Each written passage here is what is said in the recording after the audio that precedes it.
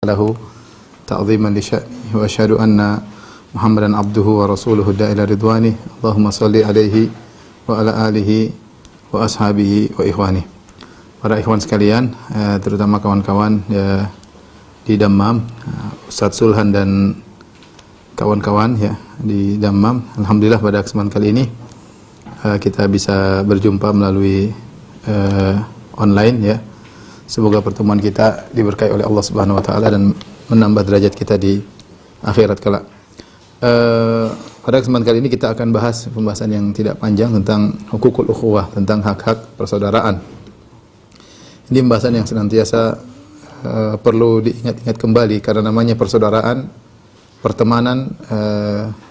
Terkadang kita berteman dengan seorang bukan sebulan dua bulan, terkadang bertahun-tahun, ya, terkadang sampai meninggal dunia, maka kita harus mengenal hak-hak persaudaraan yang harus kita tunaikan, mengenal hal-hal apa yang bisa merusak persaudaraan tersebut, dan juga mengenal hal-hal apa yang bisa mendukung tali persaudaraan tersebut. Ya.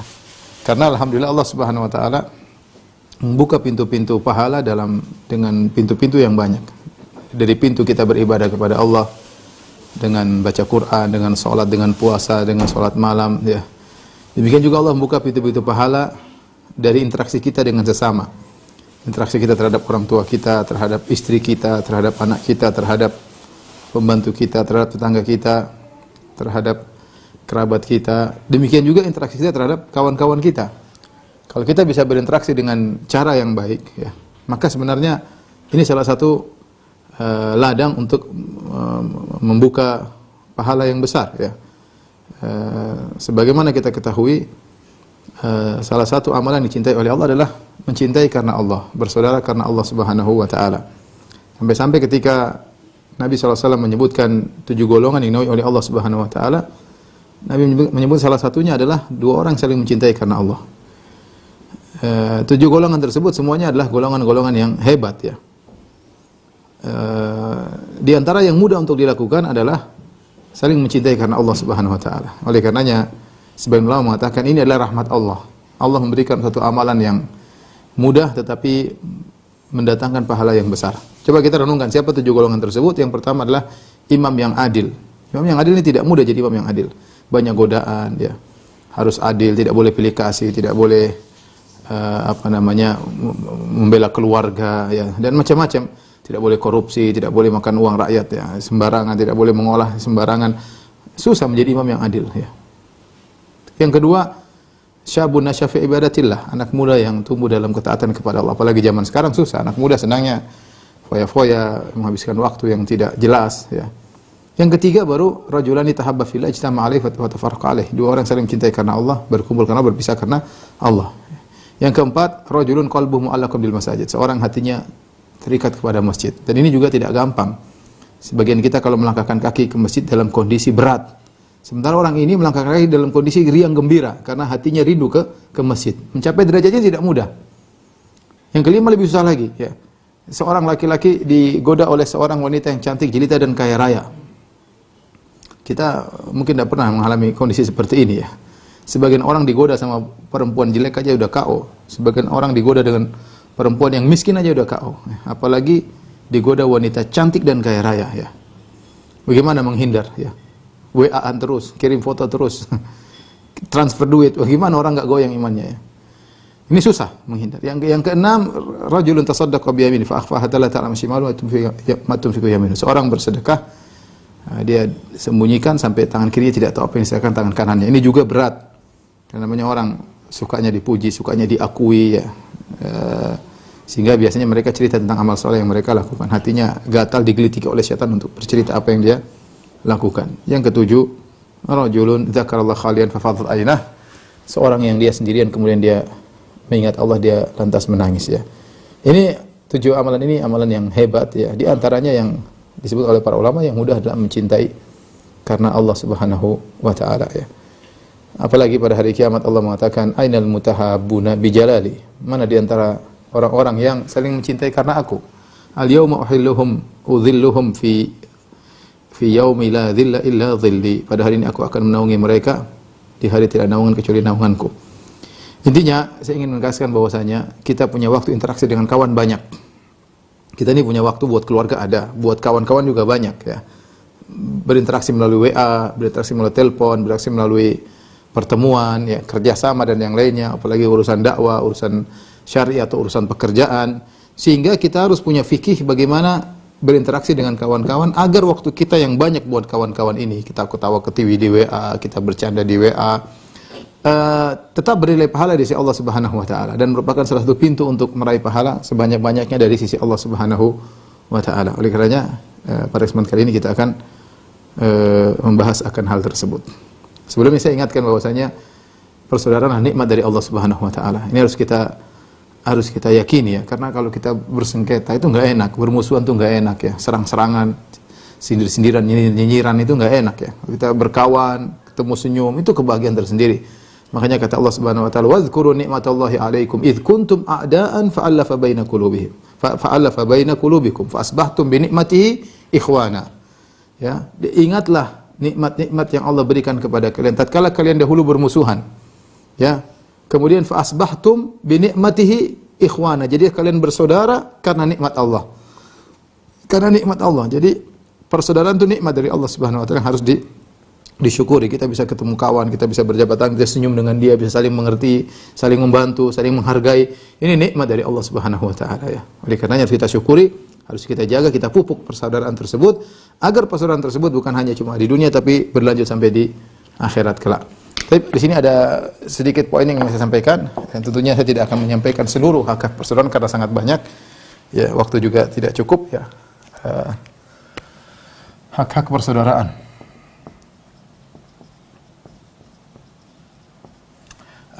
Mungkin saya bagi dua landasan,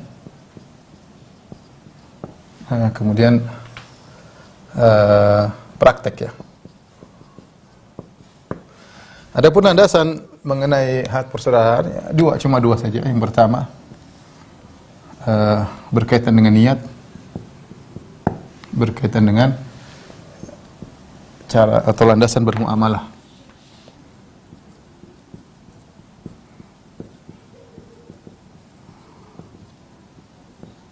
Adapun niat tatkala kita bersahabat ya, ingat mencintai karena Allah amal soleh, maka kita harus ikhlas. Jadi pertemanan tersebut karena Allah, harus karena Allah ya,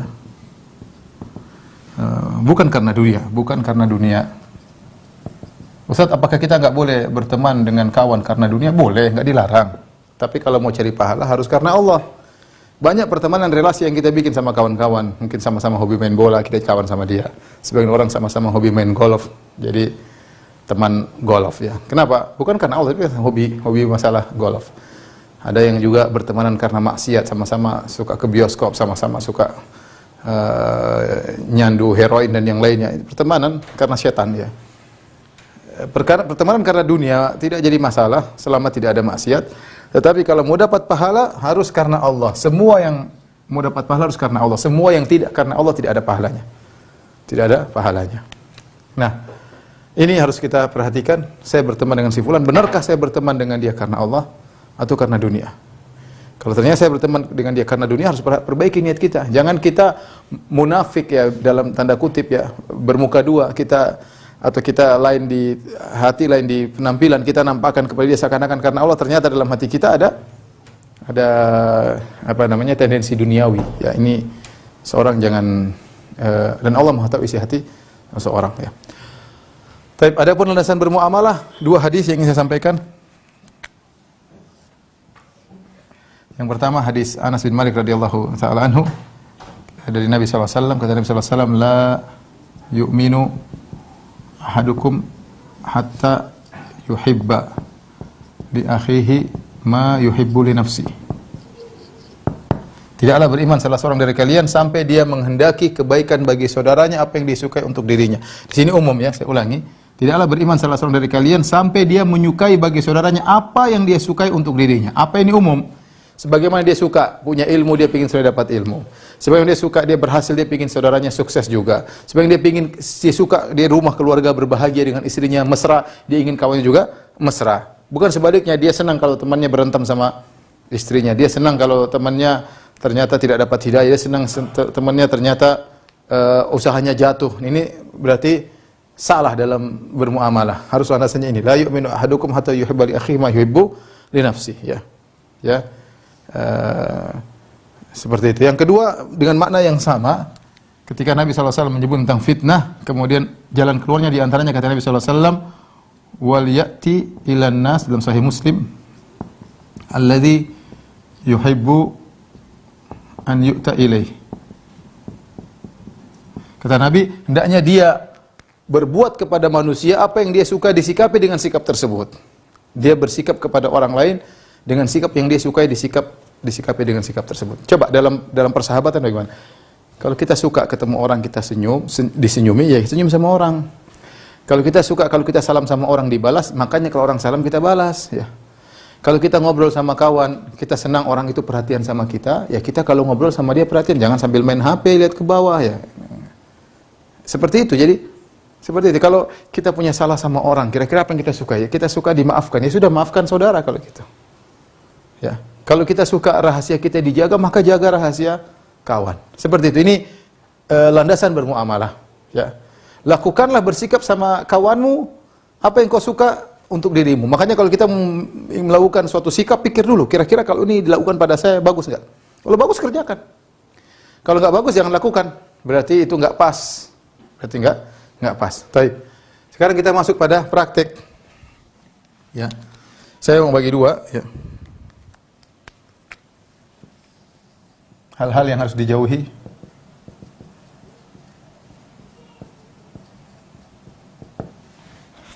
Hal-hal yang dianjurkan dikerjakan.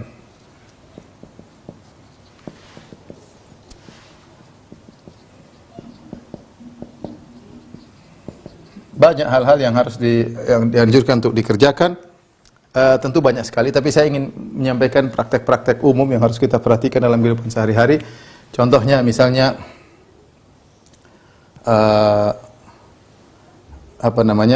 memberitahu kalau kita cinta kepadanya, kalau kita mencintainya karena Allah.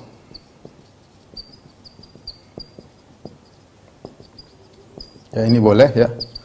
Sebagaimana Nabi SAW mengatakan, idza ahabba ahadukum, ya, akhahu falyu'limhu. Kalau salah seorang dari kalian mencintai saudaranya, maka kabarkanlah, kata Nabi SAW. Wal yaqulil akhar, ya uhibbukallah, wal yaqulil akhar habbakallahu alladhi ahbabtani fih. Jadi mengatakan uhibbuka fillah.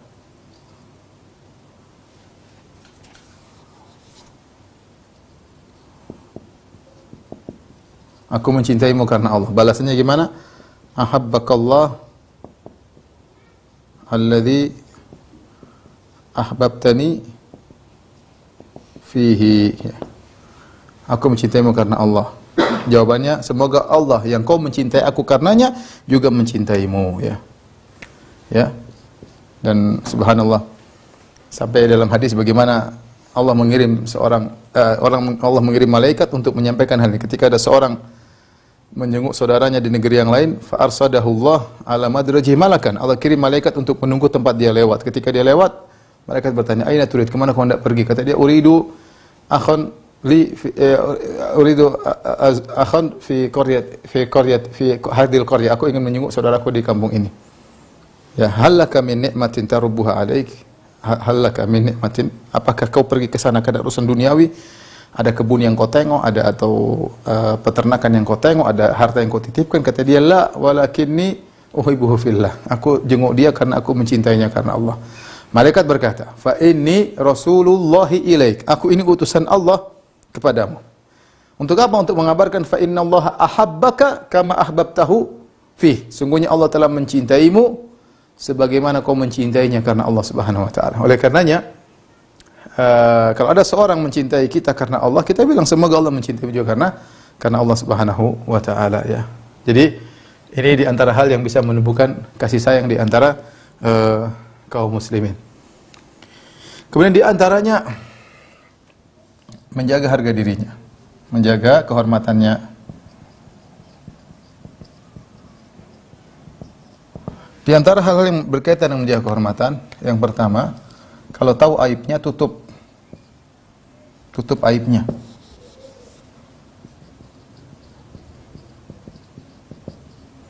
Ya akhi, kita namanya kawan, kita terkadang mengetahui aib kawan kita. Kalau kita kunjungan ke rumahnya, kalau kita telepon dia, ya namanya kawan, ada hal-hal yang mungkin dia ingin sembunyikan akhirnya terlihat. Kita main ke rumahnya, ternyata dia mungkin ada maksiat yang di rumahnya, atau dia gantung sesuatu, atau dia lagi apa-apa, ya sudah, kalau kita tahu, kita tutup aibnya. Ya, karena begitu kita sering berinteraksi, kita pasti tahu hal-hal yang dia tutup dari orang lain tapi terbuka untuk kita. Nah, kalau mata kita melihat aib tersebut, kita pura-pura nggak tahu. Kalau mau nasihat lebih bagus, tapi jangan kita umbar ya. Jangan kita umbar. Contoh, misalnya, dan ini terjadi, kawan telepon kawan. Hey, gimana? Kaif halak? Khair. Lagi telepon, tiba-tiba dia dengar dari telepon tersebut, bagi para penonton silakan masuk ke bioskop. Oh, ini lagi kawan kita lagi di bioskop misalnya. Kita nggak usah bilang, ente lagi di bioskop, soalim aja ke bioskop. Jangan, udahlah. Kita tahu udahlah dia mungkin belum bisa meninggalkan ajakan istri untuk nonton bioskop misalnya. Kalau Anda mau nasihati, kalau nggak diam, jangan cerita sama orang, saya lagi telepon dia, tahu-tahu saya dengar panggilan bioskop. Nah, itu namanya kita nggak jaga kehormatan dia. Ya. Lah terus apa fungsi jadi kita sahabat? Dia sudah husnudzon sama kita, dekat dengan dia, ternyata kita malah umbar aibnya. Ini bahaya orang seperti begini. Ini merusak, kita tidak menjaga kehormatan dia. Sampai-sampai ada seorang ulama menulis buku, itu Ibnul Marzaban, dia menulis buku judulnya Tafdhilul Kilab ala Katsirin mimman labisa thiyab. Mengutamakan anjing-anjing daripada kebanyakan orang pakai jubah. Kenapa? Dia ingin menjelaskan dalam bukunya tersebut bahwasanya banyak anjing dia amanah dan dia tidak mengumbar aib. Sementara manusia pakai jubah keren, mungkin penampilan Islami tapi ternyata tidak amanah. Mending anjing-anjing tersebut daripada ini. Dia bikin buku aneh judulnya Tafdhilul Kilab ala Katsirin mimman labisa thiyab. Ada bukunya di internet, ada bukunya. Ya, intinya kalau kita tahu aib orang, kita tutup, jangan kita umbar aibnya. Kemudian di antaranya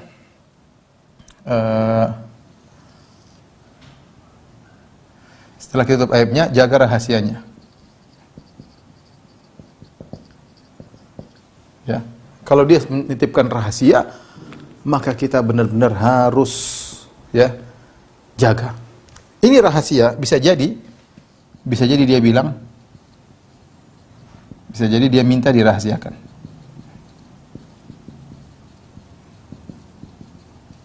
Bisa jadi tidak. Taib. Kalau dia tidak minta dirahasiakan, apa kita boleh mengumbar? Tetap tidak boleh. Kata Nabi sallallahu alaihi wasallam, "Ar-rajul idza rajul yuhadditsu ar-rajula tsumma iltafata anhu fahiya amanah." Kalau ada seorang dia ngomong sama orang, saya ada masalah begini sama istri saya. Apalagi lihat sana, lihat sini. Ya. Atau setelah itu dia pergi dan kita tahu itu rahasia, itu aib. Maka meskipun dia tidak bilang rahasiakan, tetap jadi rahasia, itu jadi amanah kata Nabi sallallahu alaihi wasallam. Apalagi kalau dia bilang rahasiakan. Apalagi kalau dia bilang apa? Rahasiakan. Dia tidak bilang rahasiakan saja, harus amanah. Jangan kita ember cerita sana sini, berarti kita tidak menjaga kehormatannya. Dia datang, dia husnudzon sama kita, ini orang soleh, mungkin ya, kemudian dia mau cerita, dia mau curhat. Kita tahu ini curhat berkaitan dengan aib keluarganya, aib ibunya, aib anaknya. Kita jangan cerita kepada orang lain, sudah itu antara kita saja. Ya. Karena ini amanah, maka tidak boleh kita umbar kepada orang. Apalagi dia bilang, tolong rahasiakan. Apalagi dia bilang, tolong rahasiakan. Kemudian di antaranya menjaga kehormatannya adalah tidak banyak tanya tentang privasinya. Ya, persahabatan tidak harus berkonsekuensi kita tahu rahasia kawan kita. Dia punya ranah-ranah yang kita tidak boleh korek-korek. Tidak boleh. Dia ditanya, kenapa kau sama si fulan? Kenapa kau kemarin ke sana? Kenapa kau pergi ke misalnya, kenapa kau pergi ke Manado? Coba, kenapa kau pergi ke Papua? Kenapa kau pergi ke luar negeri? Kenapa kau pergi ke Australia? Kenapa kau pergi ke Eropa? Apa urusan ente? Nanti nggak usah tanya. Kalau dia mau cerita, cerita, enggak apa. Kalau dia nggak cerita, Anda nggak urus tanya. Di mana anakmu sekolah di mana? Nggak perlu. Kalau dia nggak cerita, berarti dia tidak ingin cerita. Berarti dia tidak ingin privasinya kita tahu. Kita tidak harus tahu privasinya. Ini bahaya, saya ingatkan terutama kepada ibu-ibu yang sering pingin tahu, kepo, pingin tahu tentang teman perempuannya, bahkan tentang suami temannya, tentang kawan yang lain, tentang tasnya, tentang apanya nggak perlu. Kalau dia tidak mau cerita maka nggak usah cerita. Bahkan saya sering sampaikan kalau ini ada seorang naik mobil di samping kita, tahu-tahu orang tersebut angkat telepon, kemudian dia ngangkat suaranya, kita tidak perlu tanya siapa sih yang telepon, nggak perlu. Mungkin dia bicara bisnis, mungkin dia bicara keluarga, mungkin dia ngangkat suara, mungkin dia marah, mungkin dia apa. Udah kita tenang aja, ya kita di samping dia. Ya, nggak perlu tahu, nggak perlu tahu, nggak perlu tanya siapa tadi yang telepon, nggak perlu. Itu privasi. Kalau dia mau cerita, cerita silakan. Kalau nggak kita nggak perlu tahu. Ya. Jadi ingat, dia lagi buka HP, kita jangan, jangan ya, itu rahasia dia. Nggak usah kita kemudian ingin tahu apa isi HP-nya. Ya, itu rahasia. Maka kita yang jaga kehormatannya tidak perlu tanya-tanya tentang privasinya. Ya. Kemudian hal-hal yang mungkin dianjurkan untuk kita kerjakan, ya, yaitu adalah menolongnya. Ya, seorang mukmin harus peka. Mukmin peka kepada saudaranya. Kalau bahasa Arab tafakut, harus cek-cek saudaranya. Nabi SAW kalau pada subuh Nabi dicek si fulan mana kok tidak sholat subuh. Ya, Nabi cek. Ya, kita pun demikian, kita punya kawan. Kalau kita tahu wajahnya lagi sedih, kita dekati. Ada apa kawan, saya lihat kok ada sedih. Ya, enggak apa. Oh enggak apa-apa. Kalau apa ya sudah, kita enggak usah lanjut ya. Tapi kalau bilang ini ada masalah, ya sudah alhamdulillah. Dia enggak pernah muncul, misalnya enggak pernah muncul ke pengajian. Ini ada apa enggak pernah muncul pengajian? Jangan-jangan ada yang sakit, jangan-jangan. Ada orang yang dia modelnya malu, tidak mau mengungkapkan apa yang dia perlukan. Dia jaga diri, dia tidak mau mengungkapkan. Ya kita yang harus berusaha cari tahu. Kita harus peka. Datang ke rumahnya kayak atau apa kayak tafakut, cari tahu tentang kondisinya. Kalau kita tahu teman kita susah, maka kita harus bantu. Ya, bantu dengan harta kalau kita bisa, bantu dengan kata-kata nasihat kalau kita bisa, bantu dengan waktu kalau perlu kita korbankan waktu kita untuk kawan kita, ya. Bantu dengan ide, apa saja yang bisa kita lakukan kita lakukan. Jadi kita berusaha menolong saudara kita, ya, sebisa mungkin. Dan kita harus tidak tunggu dia minta tolong, kita harus cari tahu kira-kira apa yang sedang dia hadapi. Ya. Dan ini adalah sahabat yang baik seperti ini. Kemudian di antaranya yang bisa bantu persahabatan, ya, di antaranya adalah menziarahi pertemuan, ya, pertemuan badan, ya. Kita sekarang ziarah tapi ziarah Zoom. Ya, kalau ziarah badan lebih bagus lagi, ya, ya ziarah, tapi jangan keseringan.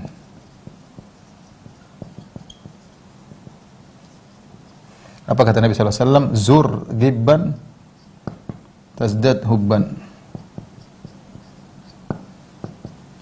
Ziarahilah sesekali, maka akan bertambah saling kecintaan, ya. Tentunya ini yang dilakukan, kita kontak kawan, kadang-kadang kita ketemu, karena kalau kita ketemu lebih indah, ya, bersentuhan, jabat tangan, pelukan, ini semua menambah kecintaan, menghilangkan segala prasangka, menghilangkan sekat-sekat yang ada di antara kita.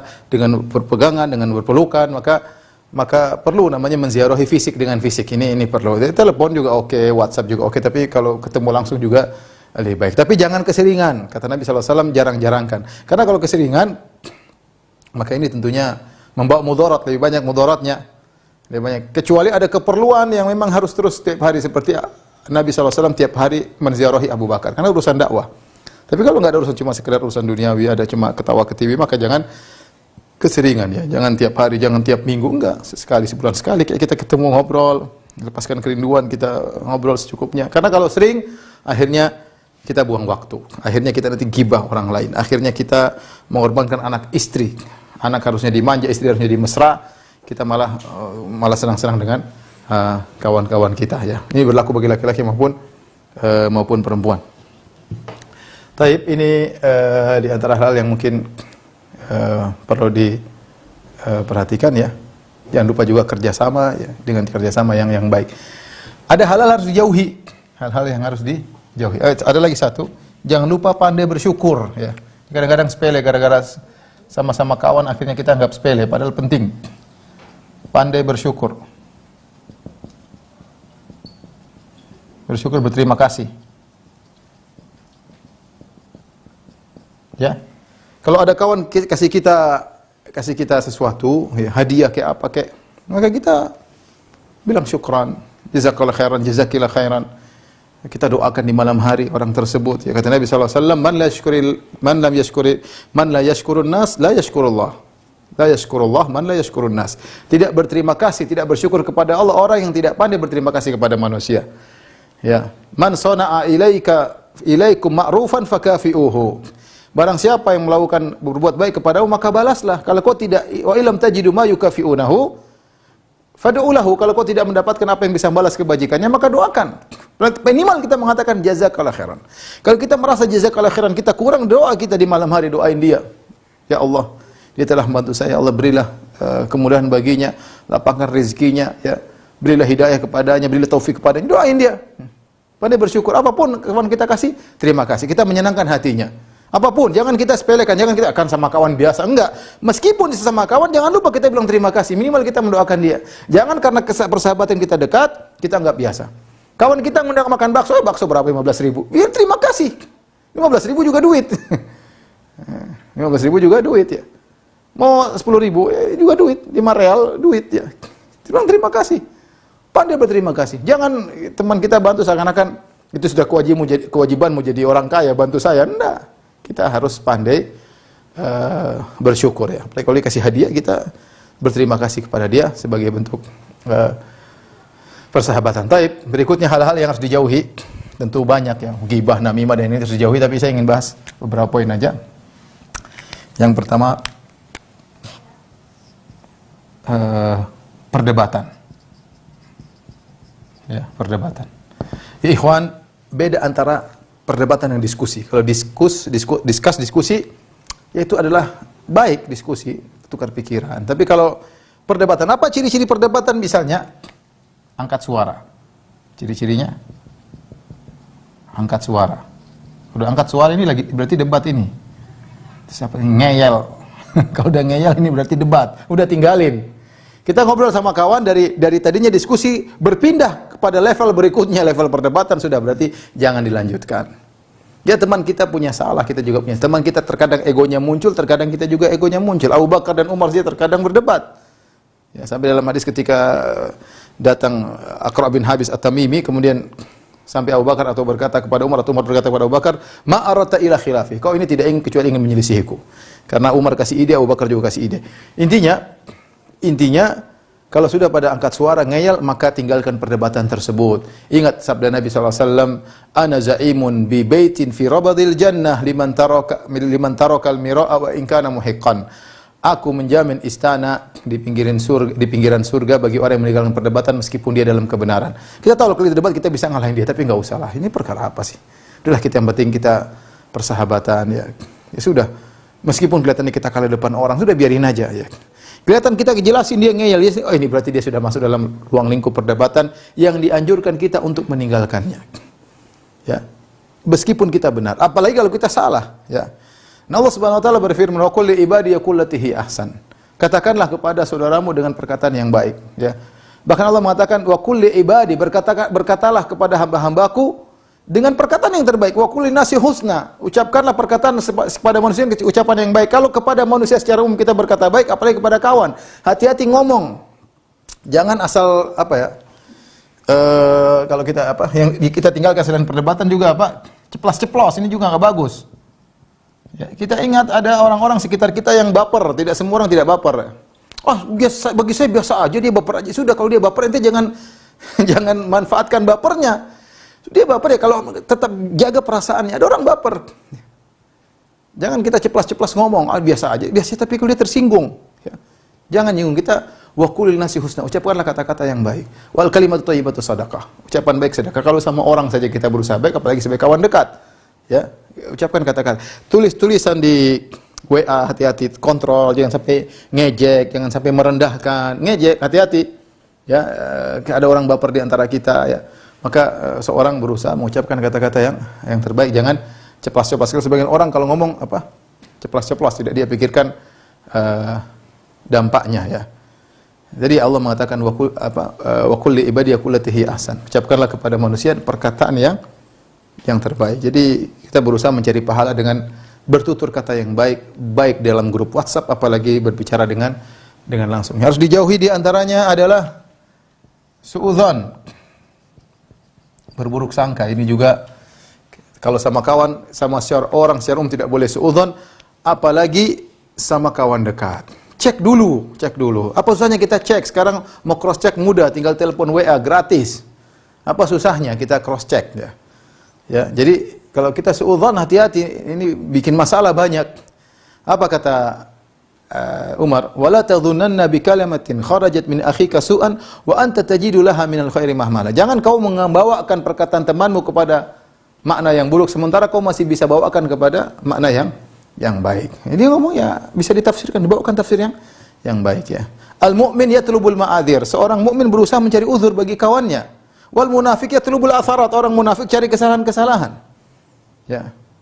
Idza balagaka an akhika su'an fatrub lahu 90 uzran. Kalau kau mendapat kabar dari saudaramu ya tentang keburukan, maka carilah 90 uzur baginya. Fa illam tajid fa antal ma'ibu. Kalau kau tidak dapat uzur bagi saudaramu, kau yang tercela. Harusnya kau mampu memberi uzur kepada saudaramu. Dan dzan ini lebih berbahaya daripada dusta. Kata Nabi SAW, iyyakum wadh-dzan fa inna dhanna akdzabul hadits. Hati-hatilah dengan persangkaan karena persangkaan adalah dusta yang paling dusta. Dia lebih parah daripada dusta yang sungguhnya. Kenapa? Karena orang ketika berdusta dengan dusta yang sungguhnya, dia sadar dia sedang berdusta. Tapi kalau dia sedang bersuudzon, dia sedang menyangka dalam kebenaran padahal salah.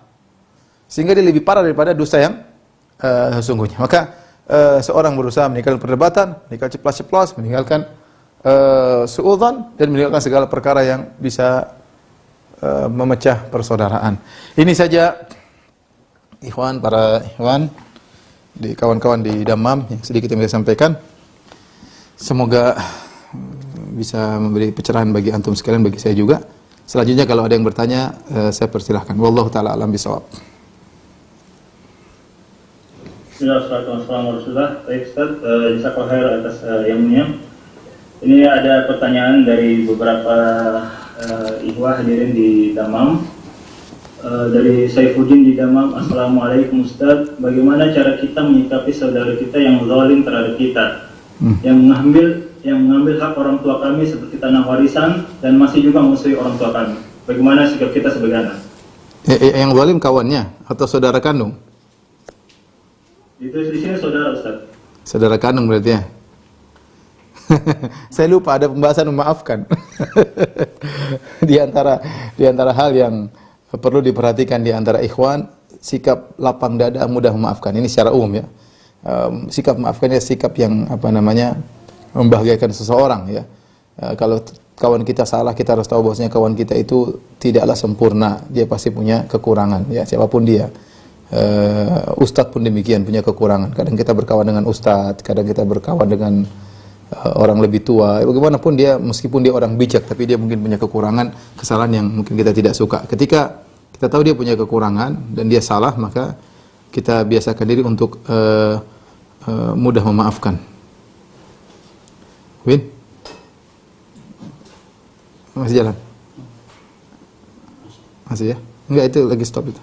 Dari sini apa dari sana, Win? Dari sana yang stop. Ya. Jadi di antara cara untuk mudah memaafkan, kita ingat kebaikan-kebaikannya di masa lampau ya. Kita ingat kebaikan-kebaikannya di masa lampau. Oh iya. Baik, berkaitan dengan pertanyaan tadi ya, kalau ada saudara kandung kita kemudian merebut harta orang tua kita, mendolimi kita, maka kita nasihati dengan cara baik. Apalagi kita sama bersaudara, nasihati dengan cara baik. Kalau ternyata dia tidak mau mendengar nasihat, ya, apalagi mendolimi orang tua kita, ya kita, depan kita cuma dua, kita memaafkan. Tapi kalau kita tidak maafkan, maka kita tempuh jalur yang benar agar bisa mengambil hak kita, dan itu diperbolehkan. Wallahu a'lam bishawab.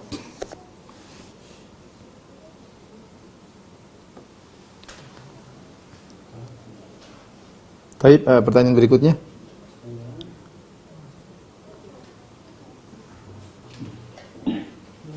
Saya menunggu pertanyaan dari yang lain. Iya. Ada pertanyaan dari anak, kalau mengingat kata persaudaraan, Anda teringat tentang kaum Muhajirin dan Ansar yang dulu. Apakah menurut Ustaz hal itu bisa terjadi lagi untuk seperti terhadap kita di zaman sekarang? Ini, Iya. Ya. Wallah alam ya, kalau kita lihat cerita tentang kaum Muhajirin kaum Ansar seperti persaudaraan antara Sa'ad bin Rabi' dengan Abdurrahman bin Auf, maka itu adalah sesuatu yang menakjubkan. Yang sering saya sampaikan, seandainya itu tidak diriwayatkan dengan sanad yang sahih, kita akan mengatakan itu hanyalah dongeng semata. Tapi ternyata ini suatu kenyataan.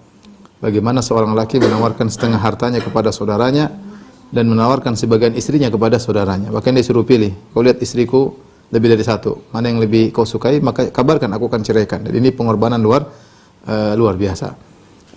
Kalau mengatakan apakah ada di zaman sekarang seperti itu, wallahu alam, saya belum pernah dengar ya. Saya belum pernah dengar, karena itu perlu pengorbanan yang luar biasa. Mencintai saudaranya seperti mencintai dirinya sendiri. Ya, saya saja tinggal di kota Madinah 15 tahun belum menemukan anak-anak Muhajirin Ansor yang seperti itu ya. Tapi bukan berarti tidak ada banyak orang baik. Antum di Saudi udah berapa puluh tahun, apakah sudah ketemu ada orang yang Ansori dan Muhajir yang seperti itu? Ya, saya rasa belum ada. Tapi orang baik banyak. Orang baik banyak ya, yang mengorbankan pengorbanan besar banyak. Tapi sampai pada derajat 50% hartanya buat kita, ya mana orang seperti itu? Kalau ada tolong kenalkan kepada saya. Saya rasa zaman sekarang itu butuh iman yang tinggi ya. Mungkin ada, kita tidak mengatakan mustahil, mungkin saja. Tapi kenyataannya kita belum pernah dengar ya. Wallahu a'lam bishawab. Baik Ustaz, ini ada pertanyaan dari Pak Setiawan Abu Khairi. Bila ada orang menjaga rahasia sampai mati, rahasia saudaranya, tapi sebenarnya rahasia itu saudaranya tersebut terlibat dalam dosa, apakah orang tersebut yang menjaga rahasia ini dapat ganjaran menutupi aib saudaranya di yaumul masyarakat kelak? Iya tentu ya. Man satara an muslimin satarahu Allahu yaumul qiyamah ya. Barang siapa yang menutup aib seorang, maka Allah akan menutup aibnya ya. Tentu ya. Al jazaa min jinsil amal, balasan sesuai dengan perbuatan. Kecuali hal tersebut, rahasia tersebut berkaitan dengan hak orang lain, itu lain cerita. Tapi kalau berkaitan dengan aib dia, dosa dia kepada Allah Subhanahu wa taala, maka dia tutup dan dia doakan saudaranya tersebut. Dan ini salah satu cara agar aib kita ditutup. Karena kalau aib kita dibongkar pada hari kiamat, perkara yang memalukan. Jadi kalau ada orang kebetulan kita tahu aib dia, apakah secara tidak sengaja atau dia yang beritahukan kepada kita, saatnya kita tutup. Dan itu ibadah yang berat ya. Ya, karena kalau menjaga rahasia itu tidak gampang ya. Menjaga rahasia, apalagi menjaga rahasia aib orang. Tapi seorang kalau ikhlas karena Allah bisa ya. Terlebih lagi kalau orang yang menceritakan aib tersebut ternyata kita bertengkar dengan dia suatu hari. Ini lebih berat lagi. Dia sudah ceritakan rahasia terlanjur kepada kita sudah pegang kartunya, kemudian kita jengkel sama dia dolimi kita di suatu hari. Jadi gatal kita ingin bongkar kartu dia. Tapi kalau kita karena Allah kita tahu ini aib kita akan ditutup oleh Allah pada hari kiamat, maka akan mudah bagi yang dimudahkan oleh Allah Subhanahu wa ta'ala. Nah, ada pertanyaan dari Abu Rashid di Dahran. Barakallahu fikum Ustaz, bagaimana lingkup persaudaraan yang berhak dimuamalahi dengan baik? Apakah termasuk semua muslim secara umum? Secara umum kita berusaha untuk melakukan yang terbaik bagi setiap muslim. Makanya di antara baiat yang diambil oleh seorang sahabat, wa nushu likulli muslim. Wa nushu likulli muslim itu berbuat baik kepada setiap muslim. Kalau kita bermuamalah dengan orang, kita berusaha melakukan yang terbaik yang menyenangkan dirinya. Tapi ada hak-hak khusus, semakin dekat pertemanan kita tentu lebih khusus ya. Sama muslim kita kenal orang banyak, tapi beda dengan teman dekat, beda dengan teman kerja, beda teman usaha, beda teman sama-sama susah, beda teman pengajian, beda sama perjuangan dalam dakwah, tentu berbeda. Tentu berbeda. Kalau kita mau menjalankan hak seluruhnya kepada semua manusia, kita nggak mampu. Maka tentunya semakin dekat punya hak yang lebih besar daripada yang lebih jauh. Oleh karenanya kita tahu kita punya teman banyak, tapi daftar teman yang ditelepon, yang HP yang kita sering kontak, sering ada diskusi, ada tukar pikiran, tidak banyak. Ya, ini orang-orang khusus spesial ini kita doakan mereka ya, dalam sholat malam kita berusaha menyenangkan hati mereka, kita ingat jasa mereka yang dulu, meskipun kita mungkin bertengkar dengan dia. Meskipun bertengkar dengan dia, kita ingat dia punya kesalahan. Kita bertengkar dengan dia bukan berarti menghapus seluruh lembaran-lembaran indah yang pernah terjalin antara kita dengan dia, ya. Karena kita tidak tahu persahabatan belum tentu bisa selama-lamanya. Tapi kalau kita punya fikih dalam persahabatan, maka tidak setiap persahabatan ribut sedikit kemudian putus. Dan itu yang terjadi di banyak di antara kalangan ibu-ibu.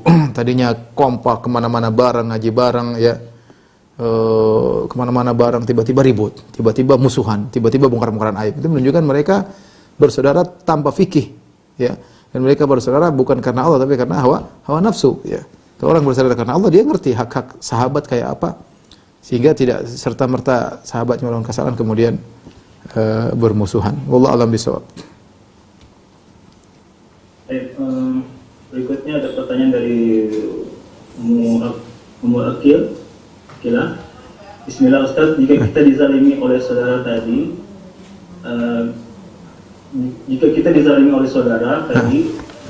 dia untuk memaafkan. Namun selain memaafkan, bolehkah saya memilih untuk menghindar saja?